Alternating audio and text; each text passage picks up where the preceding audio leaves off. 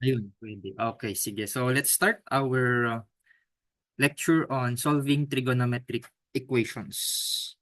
By the end of this lesson, you should be able to solve trigonometric equations manually and by using ICT tools. Ano yung mga ICT tools na nandito? So again, by graphing the equations or functions using GeoGebra or Desmos. So let's recall. How do you solve equations, particularly if you are given with a quadratic equation, x squared minus 2x minus 3 is equal to 0. So sabi ni Math 1, sabi ni Math 2, pwede mo tong isolve algebraically. Paano? By factoring, by completing the square, or by using the quadratic formula. So kahit anong method yung gawin mo, you should be able to get the same answer. Okay, so that is algebraically. Sabi rin natin last year, Math 3, pwede nating kunin yung solutions by plotting the equation graphically and then locating the x-intercepts. So yung x-intercepts na yon, sila yung magiging solution doon sa equation. Okay, so pwede rin graphically. And I don't know if na-lesson nyo na to sa ComSci or CS, you can also solve equations numerically through computer programs or algorithms or codes in order to approximate solutions. So kailangan nyo dito ng programming skills. Pwede nyong i-code using C, C++, Python, etc. Yeah. But since math yung lesson natin or subject natin, so focus tayo sa algebraically and graphically. Okay, so let's try to solve this one. X squared minus 2x minus 3 equals 0. So method 1, solving it algebraically will require us to factor the given quadratic equation. So I hope naalala nyo pa paano mag-factor. Okay, so x squared minus 2x minus 3. This is a trinomial with two binomial factors. X minus 3 and then x plus 1. Pwede nating paghiwalayin. Equate natin both factors equal 0. Okay, so x minus 3 and x plus 1 is equal to 0. So you should solve x equals 3 and then x equals negative 1. So yun yung tinatawag nating solutions to the equation. Okay? So method 2, if you want to graph this, so magkakaroon ka ng parabola and the parabola intersects the x-axis at points negative 1 and positive 3. So these are your x-intercepts or these are also your solutions. Okay, so yun yung dalawang way for us to solve equations. But what if, so ito na, what if yung variable x ay papalitan natin ng trigonometric expression? Let's say, what if meron kang x equals 1/2, gagawin ko siyang sine theta is equal to 1/2. Or what if meron akong 2x squared minus 1 equals 0, gagawin ko siyang 2 cosine squared theta minus 1 equals 0. Okay? So itong mga equations na to ay tatawagin nating trigonometric equation. So definition, trigonometric equation is an equation that contains one or more trigonometric expressions. So ibig sabihin makakakita tayo ng sine, ng cosine, ng tangent, or any combination of those three. Okay, so ito yung nakita natin dito. So ang goal natin ay to find all the values of the variable. So usually ang hahanapin natin dito is find the value of angle theta. Okay? So that will make, of course, the equation true. So, yun yung goal natin dito. Okay, sige. So, trigonometric identities are also equations. So, if you recall, sinabi natin na last time na kapag meron tayong identity, that is also an equation, and that equation is always true. So, kahit ano yung value ni theta, true pa rin yung equation na yun. So, example of an identity. So, you have here the Pythagorean identity. Sine squared theta plus cosine squared theta is equal to 1. Ibig sabihin nito, kahit anong value ni theta, mapa 0 man yan, 30 degrees, 45, 75, 88, 89, 90, 91. So, lahat yan ay true. Okay, so this is always a true equation. Pero, take note, hindi lahat ng trigonometric equations are identities. So, some are only true for specific values of theta. And itong mga equations na to ay tinatawag nating conditional trigonometric equation. So, conditional in the sense that this equation is not true for all values of the angles. So, it is only true for one or more values of the variable. So, take note, one or more. Ibig sabihin, hindi lang iisa yung sagot natin. Pwedeng dalawa, pwedeng tatlo, pwedeng apat, pwedeng lima, and so on and so forth. Okay, pero hindi pwedeng lahat. Okay, so examples of conditional trigonometric equation. So lahat ng equation na wala dyan sa index card na sinulat mo, so those are conditional trigonometric equations. So ito yung mga yun. Here are some of the examples. So yung goal natin ngayon is to solve conditional trigonometric equations. So ano ba yung mga values ni theta dito kung saan kapag pinasok natin sa loob ng equation, this equation will be true. Okay? So yun yun. So here are the steps to solve conditional trigonometric equations. And it is very similar kung paano tayo mag-solve ng algebraic expressions or equations. Okay, so yung first step, so i-isolate natin yung trigonometric expression. So, di ba, yung ginagawa natin kapag meron tayong equation, ina-isolate natin si x. Lahat ng mga terms na may x dito sa left side, lahat ng mga terms na constant ay dito sa right side. Okay, so ganun din yung gawin natin dito. Then solve the basic equation. So simplify yung equation further. And then ito yung unique dito sa trigonometric equation. So you need to find all angles that will satisfy the equation. And in order to do that, you need to consider the unit circle. So ano ba tong unit circle? So babalik tayo dito. Okay? So I hope wag nyo tong kalimutan kasi gagamitin pa rin natin siya sa ating LT1. So yung mga sagot natin sa what is the value or what are the values of theta, dito yun manggagaling. Okay? So our answers will be from these special angles.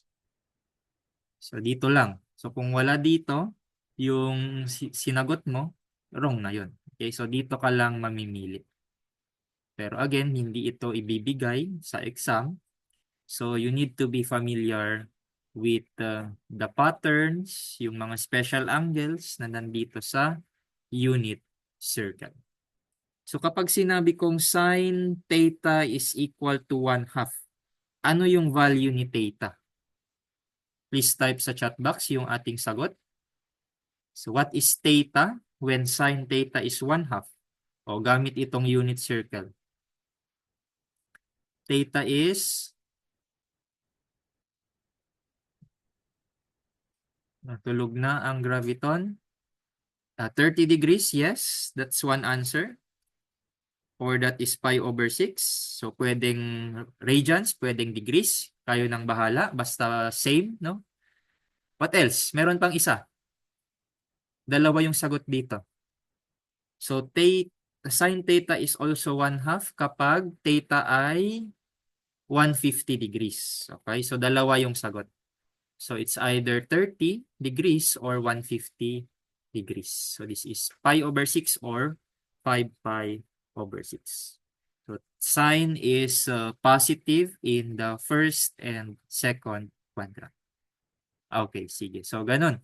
Ganun yung paggamit ng unit circle na ito. Okay? So, start tayo.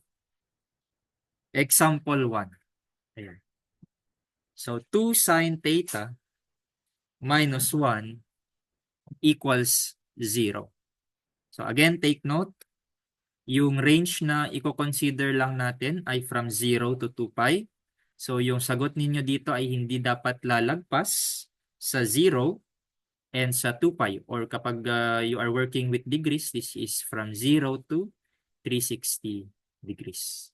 So, hindi natin i-consider dito yung mga negative angle values. So, always positive from 0 to 360 degrees.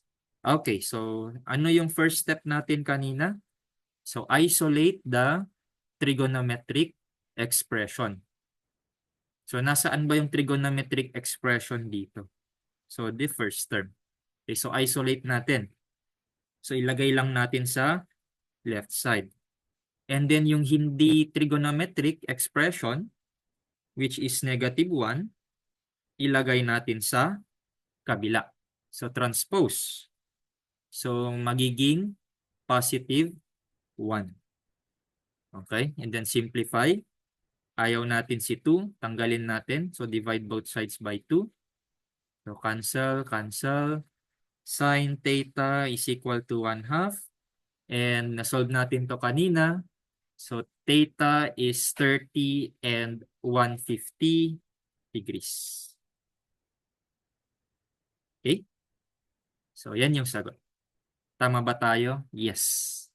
So, again, guys, no? So, pwedeng in degrees, pwede ring in radians yung sagot nyo. As long as tama. Okay? So, check natin if tama nga ito. So, kung medyo conscious tayo, no? Gusto natin 100% accurate yung sagot natin, we can always perform checking. So, check to show that pi over 6 and 5 pi over 6 are indeed solutions to the equation. So, ano yung gagawin natin? So, from the original equation, na 2 sin theta minus 1 equals 0, yung theta papalitan mo ng pi over 6 or 5 pi over 6. Tapos tignan mo kapag mag-equate sila. So 0 equals 0. Okay? So tama naman. Yan. So ibig sabihin, indeed, our answers are correct. Any question so far? Madali lang. Yes? Madali lang as long as you know how to simplify your equations and you are familiar with the unit circle. Kasi kung wala kang idea paano to gumagana, then hindi mo makukuha yung tamang sagot. Or isa lang or kulang yung makukuha mong sagot. So just like kanina, no? Ang sagot nyo lang dito ay 30 degrees where in fact, dalawa yung sagot. Okay? Sige. So proceed tayo sa mas mahirap na example. By the way, so if you want to prove that those are indeed the solutions, so pwede mong i-graph. So wag na tong manually, no? So pwede kang gumamit ng GeoGebra. So ito yung graph niyan. And indeed, meron kang x-intercepts at these points. So ito yung pi over 6. Ito yung 5 pi over 6. Pero sir, bakit may isa pa dito? Akala ko ba dalawa lang yung sagot? Bakit meron pang isa dito? What is this, sir? Any idea? Ano yan? Bakit tatlo dito samantalang dalawa lang yung sinolve natin? Any idea from the class? Anyone? That is 13 pi over 6 according to Neo. Okay. Pero bakit kaya walang lumabas na 13 pi over 6 doon sa sinolve natin kanina? Ayan, may sagot dito. Because yung range lang natin ay from 0 to 2 pi. Yes, tama, no? So, ang i-consider lang natin ay from 0 to 2 pi. Okay? So, ito lang. So, ni-restrict natin yung magiging solution set natin. So, outside this range ay hindi natin i-accept. Okay? But technically speaking, so kapag wala ito, okay, so assuming na wala ito, wala itong condition na to. So, our solution set would be infinitely many. Bakit infinitely many? Kasi kung maalala nyo yung sine wave natin last time, that is a continuous function. So, the domain is all real numbers. So, tuloy-tuloy yan, wala yang hangganan. So, ibig sabihin, wala ding hangganan yung ating solution set. Okay, so yun yung explanation kung bakit dito sa graph may nakita kang tatlo na solution. So, dadami pa yan if in-extend mo, no? So, makakakuha ka siguro ng 4 if in-extend mo pa yan ng isang cycle. Okay? So, again, for this course, ang i-consider lang natin sa even sa exam, no? So, ang i-consider lang natin ay from 0 to 2 pi. Isang cycle or isang period lang. Okay? So, hindi tayo lalagpas sa 2 pi. Okay, I hope na clear 'yon, no? Baka mamaya magsagot kayo ng infinitely many solutions. So, that is not acceptable. Okay? Sige. So, another example. This time, mas mahirap. So, 2 cosine squared theta plus square root of 2 cosine theta is equal to 0. How? Any idea? So, meron ba kayong nakikitang common sa dalawang terms natin? Yes, merong common factor. And that common factor is cosine theta. So, mag-factor out tayo, no? So, let's factor out cosine theta. So, anong mangyayari sa first term? So, this is the first term. Mag-factor out ka ng cosine theta. So, ang matitira ay 2 cosine theta. Okay? And ano naman ang mangyayari dito?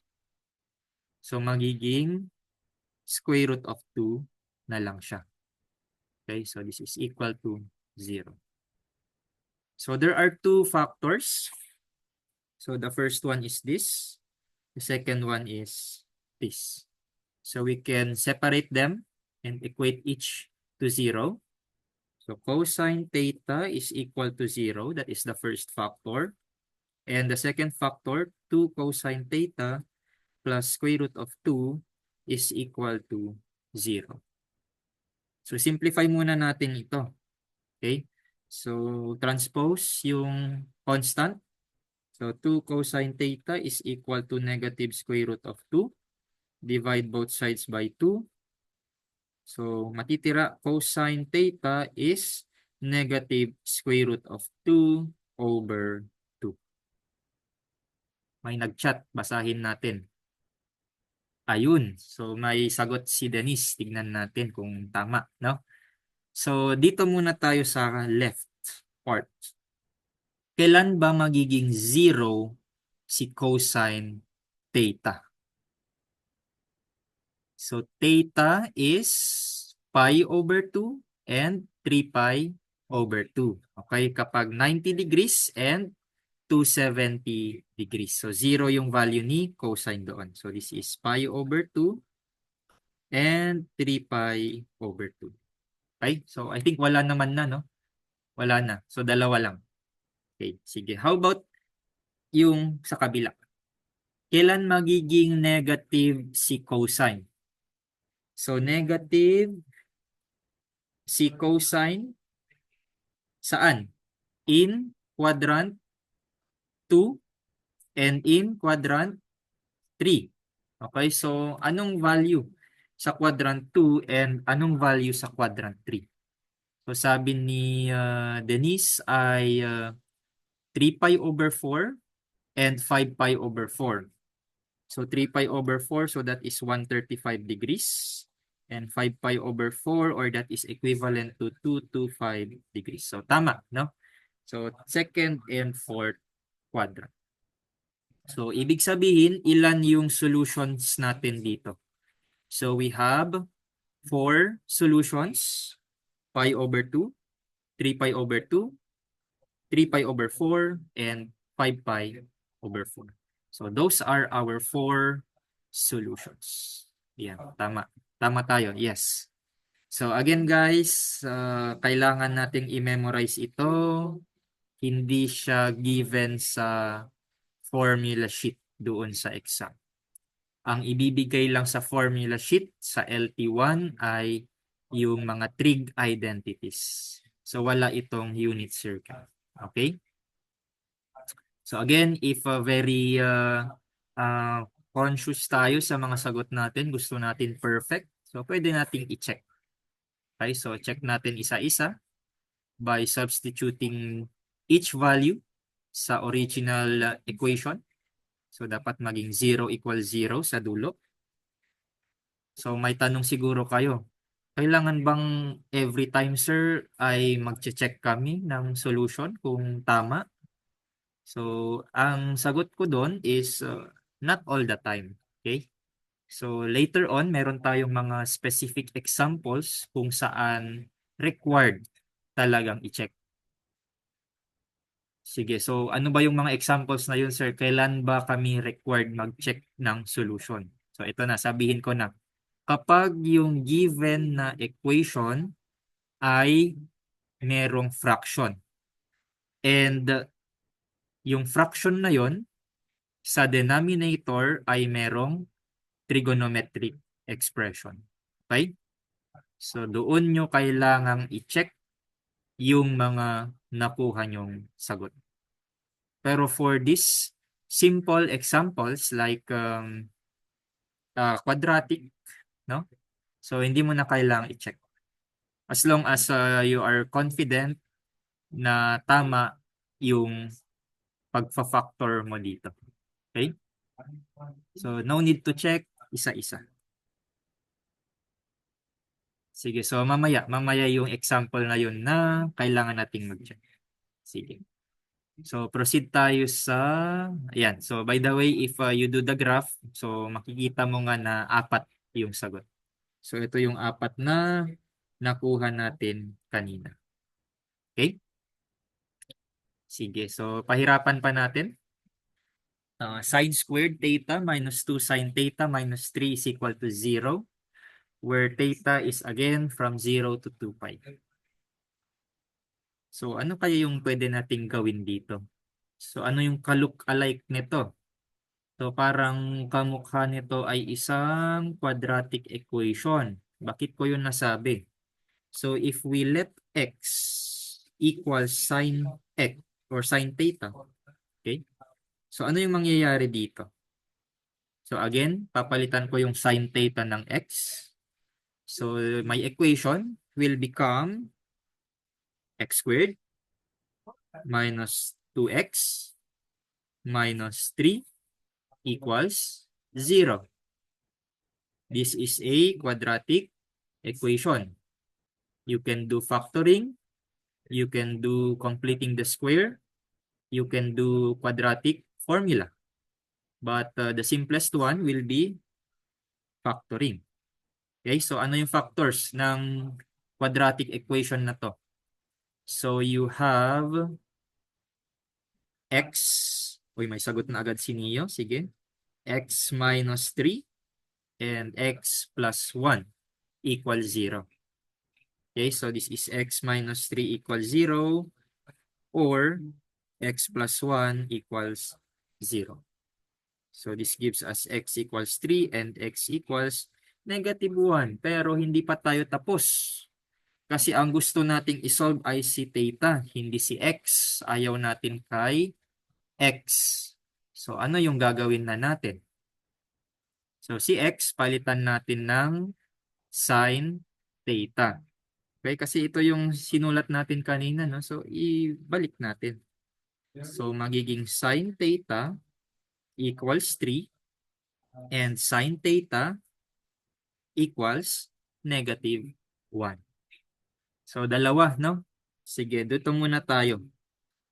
Kailan magiging 3 ang value ni sin? Never. Tama yung never, no? Kasi bakit never? You recall, yung range ni sin ay from negative 1 to positive 1. So walang sin value na lalagpas sa positive 1. Okay, so that is the maximum value. And for the minimum value, negative 1. So walang lalagpas sa negative 1. So theta here, no solution. Okay, no solution. Okay, ayan. And for the right side, kailan magiging negative si sin?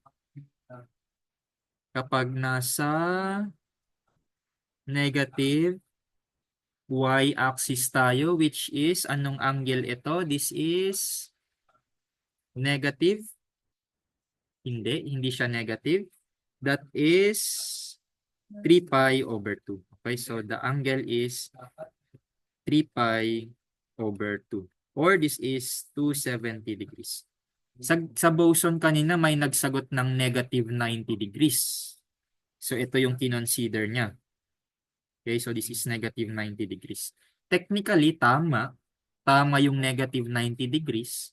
Pero again, meron tayo ditong condition. Okay, so ang condition na yon, theta is between 0 to 2 pi.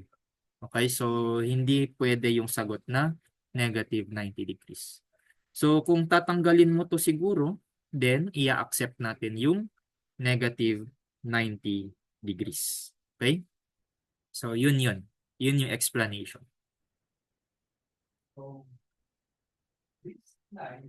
Yan. So inulit lang. So checking, no?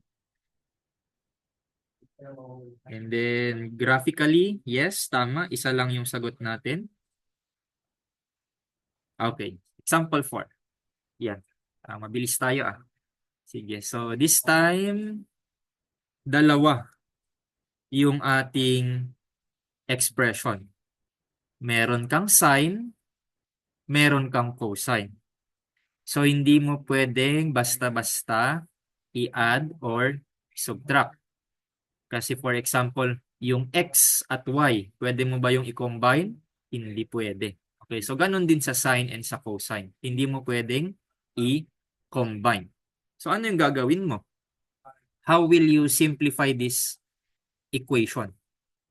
Okay? So dito na tayo gagamit ng trigonometric identity.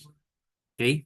So particularly for this example, itong sine squared theta, gusto ko siyang i-express in terms of cosine theta.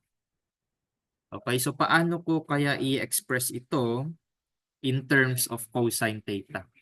Using an identity na nasa index card natin. Ano kayang identity ang gagamitin ko doon?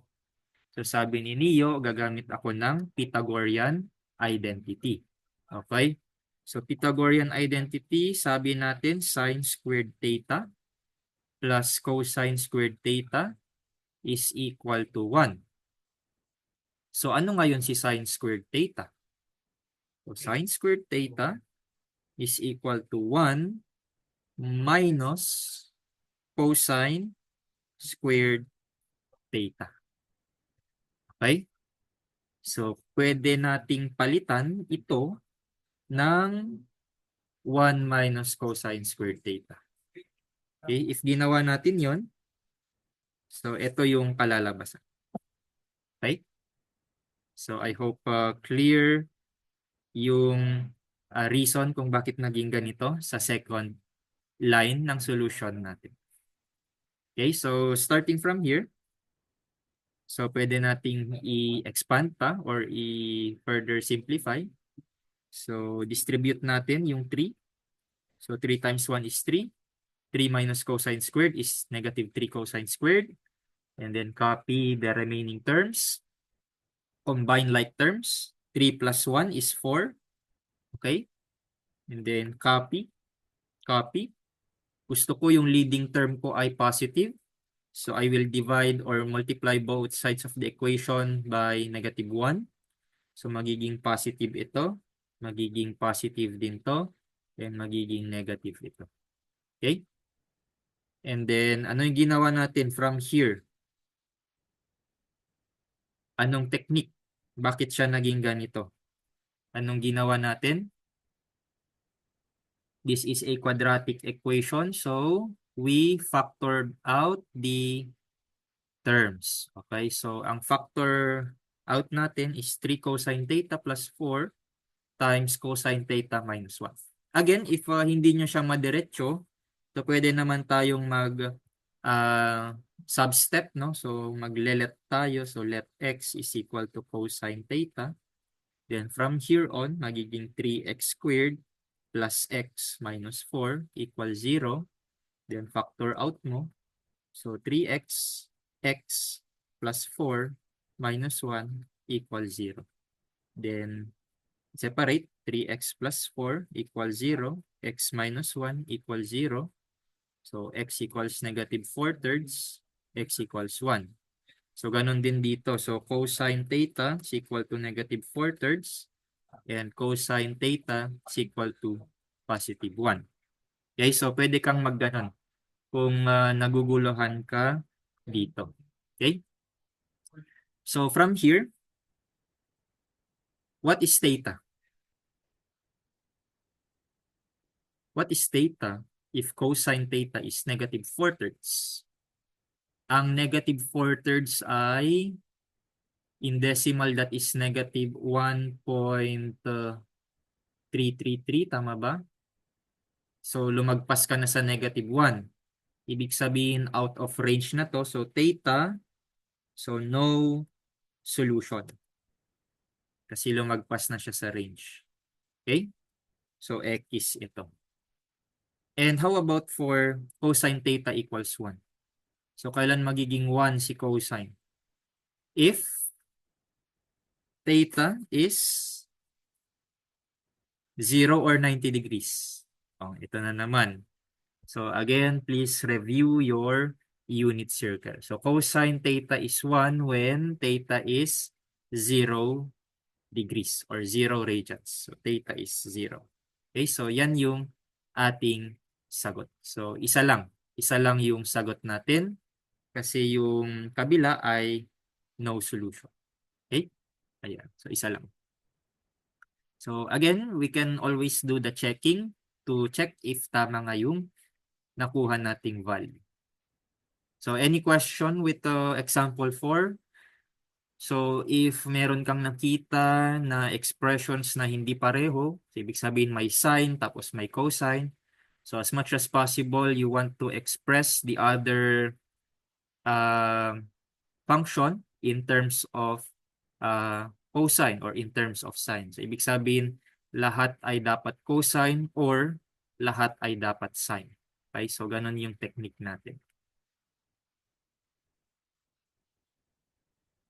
Okay, so ganun din yung gagawin natin sa example 5. Because sa example 5, meron kang sine to theta and meron ka ding cosine theta. So how can you express sine to theta in terms of cosine theta. Ano yung sinasabi sa index card natin? This is a double angle identity. And sine 2 theta, according to our index cards, this is 2 sine theta cosine theta. Okay? Yan, tama. So, 2 sin cos. So, meaning, I can rewrite this as 2 sin cos minus cos equals 0. Then, meron tayong common factor. We can factor that out. Cos theta times 2 sin minus 1 equals 0. So, separate them. Cosine theta equals 0 or 2 sine theta minus 1 equals 0. So, sine theta equals positive 1/2. So, alam na natin to kanina, theta is 0 when nasa y-axis yung angle. So, that is pi over 2 and 3 pi over 2. And sine theta is 1/2 if theta is in the first quadrant and second quadrant. So, that is pi over 6 and 5 pi over 6. So, meron ulit tayo ditong 4 na sagot. Okay? So, tingnan natin if tama. Yes. Yes. So, you can always check if pasok itong 4 na ito. But then again, ang sinabi ko kanina, if you are really confident dito sa algebra mo, so no need to check. Okay? And since wala naman tayong fraction dito, so we are sure na wala tayong extraneous solutions.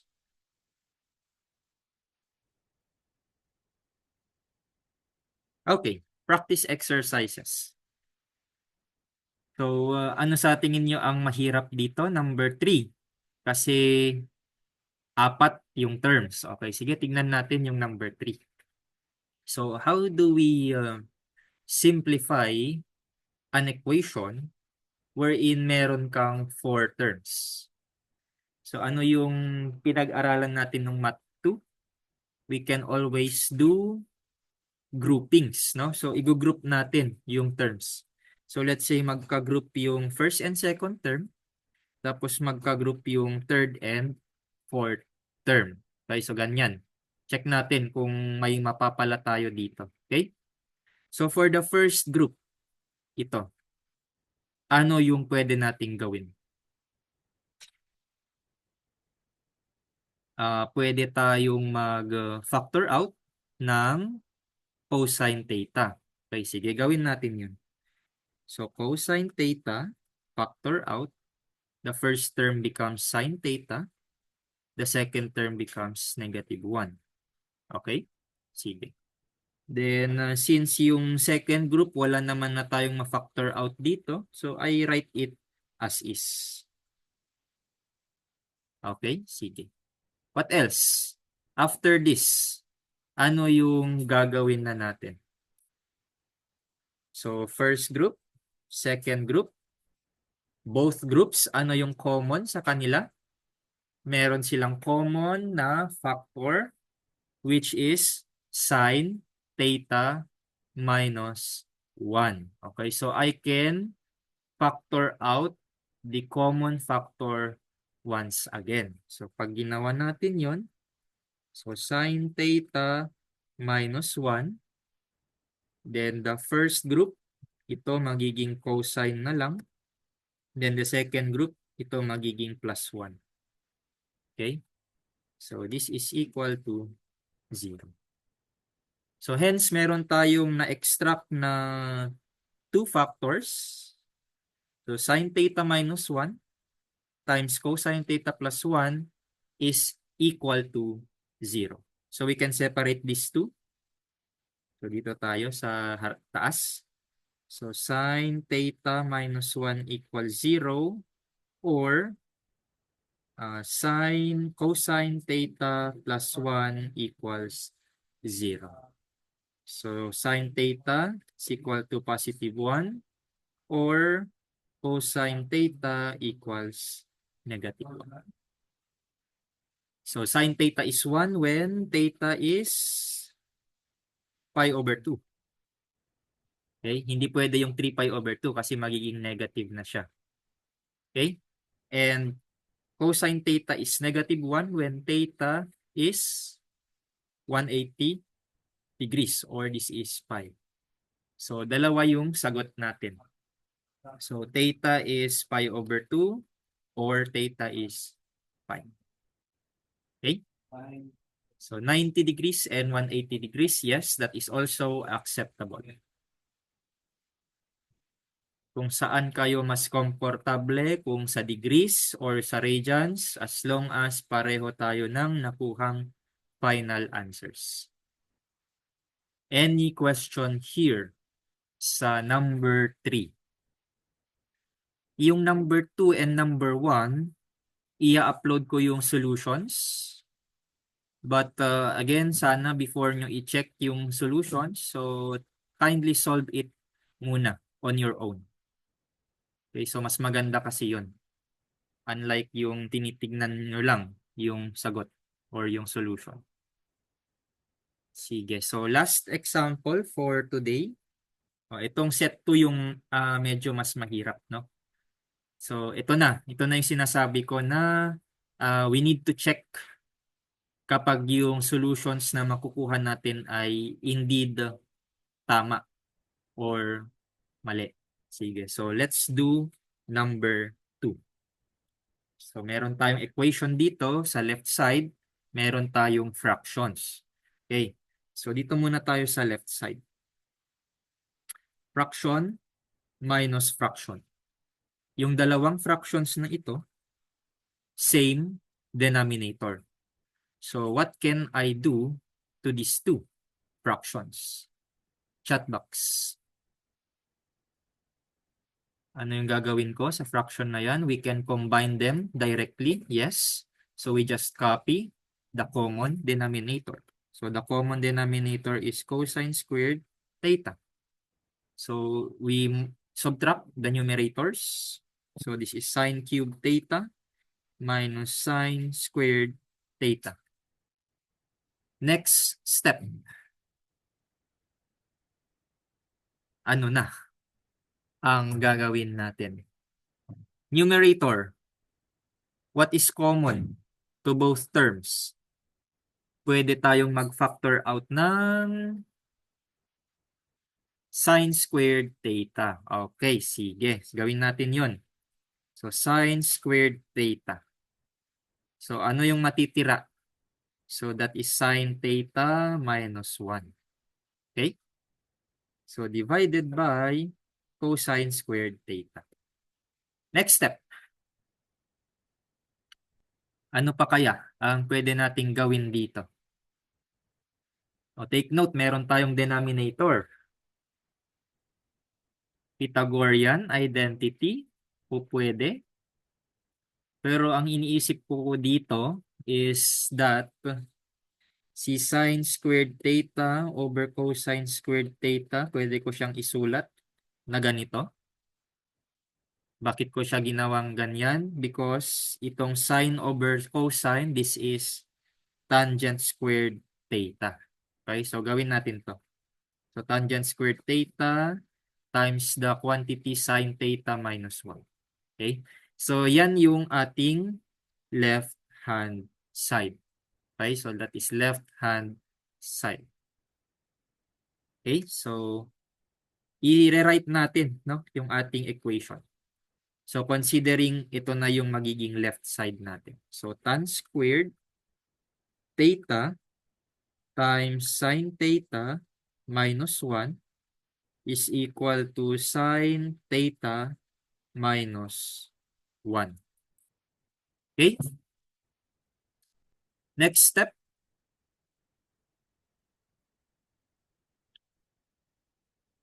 Gusto kong maging 0 yung right side. So, ibig sabihin, I want to transpose itong term na to dito sa left side.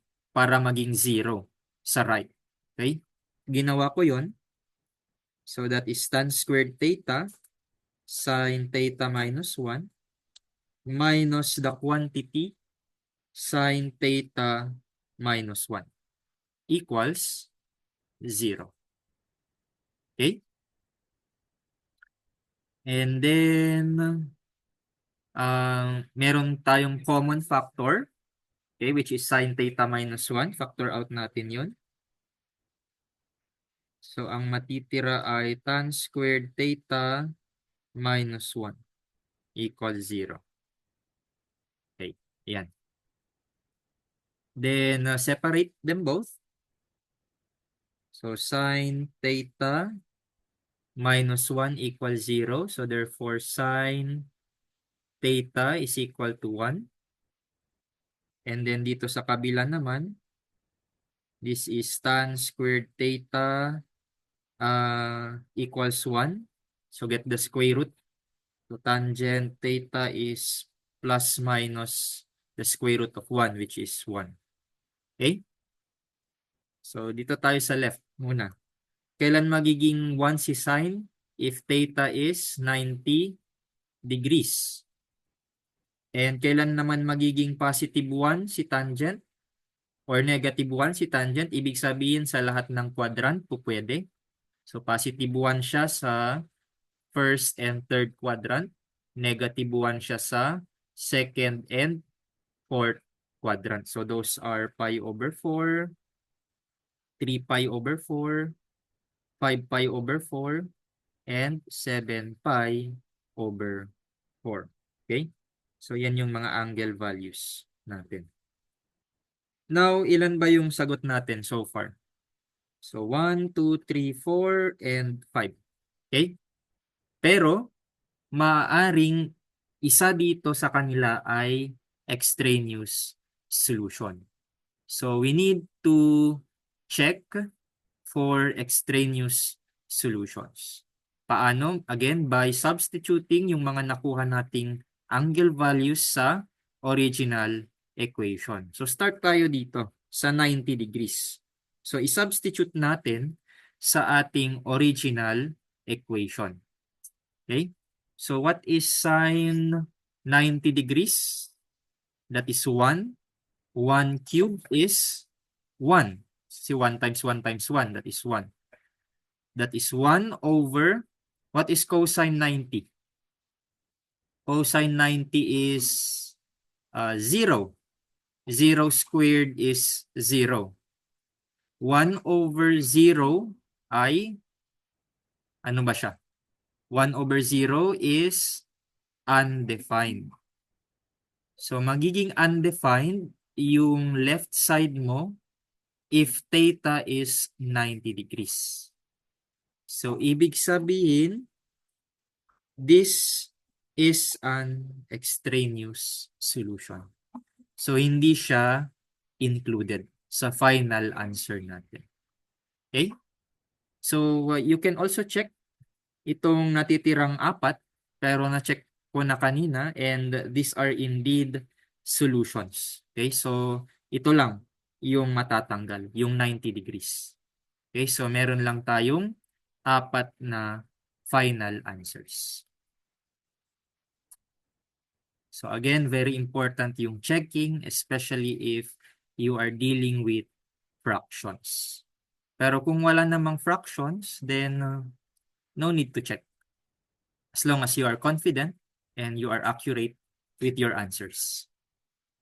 Okay? Any other questions? I think this is the end of our lesson. So again, na-record naman yung ating lesson ngayon. O, stop ko na pala para hindi masyadong mahaba.